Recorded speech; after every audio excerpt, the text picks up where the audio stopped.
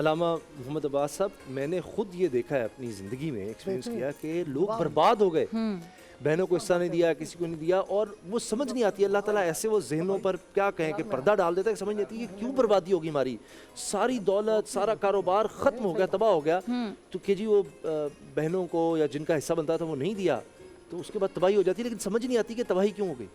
یعنی ہم کہہ سکتے کہ مکافات عمل. اچھا ایک تو آپ کا سوال ہے کہ برباد کیوں ہوئے، ایک ڈاکٹر فضا میں نے تو صرف ان کے سوال میں ایڈ کیا کیونکہ مکافات عمل ہے وہ کہ آپ نے جو کیا، آپ نے جو بویا، آپ نے کاٹ لیا. ہوتا بھی ہے یا نہیں، یہ ابھی اول بحث ہے. جی جی جی جی. بعض لوگ، آپ چلو آپ کے سوال کا جواب پہلے دے دیں. سوال ایک ہی ہے جن کو پروردگار عالم جھنجھوڑنا چاہتا ہے، ہوش میں لے آنا چاہتا ہے اور وہ سدھرنے کے قابل ہیں، ممکن ہے ان کو اسی دنیا میں ہی اس مکافات عمل کے تحت ان کو سزا مل جائے اور وہ برباد ہو جائیں. لیکن اس کے یہ معنی نہیں ہے کہ جو برباد نہیں ہوا وہ اچھا تھا نا. اور جو بہت زیادہ ہی آؤٹ ہیں، جو کسی بھی طرح سے سدھرنے کے لائق نہیں ہیں، ان کو خدا چھوٹ دیتا ہے. جو کہتے رسی دراز کر دی گئی، اب بالکل چھوٹ دیا کہ اب یہ آپ عیش کرو، کھاؤ یہاں پر. ان کے لیے تمام جو ہے نا عذاب جو ہے وہ آخرت میں ہے، وہ بہت خطرناک ہے. اور ان کو اس طرح سے ڈھیل ملنا، انما نملی لہم لیزدادوا اثما، جو لوگ ظلم کرتے ہیں ان کو جو ڈھیل ملتی ہے اس ڈھیل کو وہ اپنے لیے اچھا نہ سمجھیں. ہم ان کو ڈھیل دیتے ہیں تاکہ وہ مزید گناہ کا ارتکاب کریں اور مزید سخت سزا پائیں. استغفر اللہ. تو یہ کبھی کبھی تو ایسا ہوتا ہے. استغفر. اما وہ ڈاکٹر فضا نے ابھی جو سوال کیا تھا کہ کیا وہ مکافات بہنیں بھائیوں کو معاف کرتی ہیں. ڈاکٹر جناب ابو محمد صاحب نے، مفتی ابو محمد صاحب نے خوبصورت بات کی کہ وہ بھائی یا مثلا ورثاء مرد جو مرحوم ہو چکا ہے، اس کے جو مرد وارث ہیں، وہ خواتین کو ان کا حصہ دے تو دیں. بہت اچھا، جو کہ فریضہ ہے نا، یہ تو دینا ہے، یہ تو دینا ہی دینا ہے. دے تو دیں.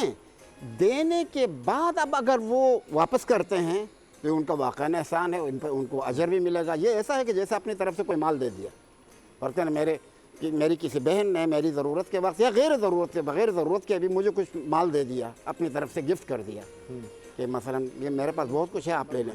یہ ویسا ہی ہے، اور اس سے محبت بھی بڑھ جائے گی اور اس سے ان کو اجر بھی ملے گا. بہت اچھا کام ہے.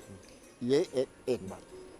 اما یہ کہ کبھی کبھی ماحول کریٹ کیا جاتا ہے اور رشتہ دار اور غیر رشتہ دار، بوڑھے اور معتبر لوگ سب جمع ہو کے ایک ماحول بناتے ہیں کہ کیا کبھی کسی بہن نے بھائی سے حصہ لیا بھی ہے؟ ایسا نہیں ہوتا ہے. اور ان کو پریشرائز کر کے معاف کرا دیتے ہیں. یہ نہ دینے کے حکم میں ہے، یہ معافی نہیں ہے. یعنی اس ماحول کے زد میں لا کر، یعنی ان کو مجبور کر کے ان سے یعنی معافی دلاتے ہیں. یہ معافی نہیں ہے، یہ ایک طرح سے ان کے حق کے اوپر قبضہ کرنا. یعنی کئی دفعہ ایموشنل بلیک میلنگ بھی کی جاتی ہے کہ بھائی کو ضرورت ہے، تم بیٹا دے دو، تو وہ بھی مطلب گناہ ہے. یہ دیکھیں قرآن کا واضح حکم ہے، واضح حکم پر عمل کرنا چاہیے. ختم. محکمات قرآن میں سے ہے، اس میں کوئی تشابہ تو ہے نہیں، لہٰذا اس پر واضح طور پہ عمل کرنا چاہیے. اچھا، ہمارے معاشرے میں بعض دفعہ ہم لوگ پریکٹسز میں، اسلامی احکام پر عمل کرنے میں کافی کمزوریاں ہیں. سب جگہ، مختلف جگہوں پر نا، کہیں پر زیادہ کہیں کم. ان کمزوریوں میں سے ایک مورد یہ ہے باب ارث.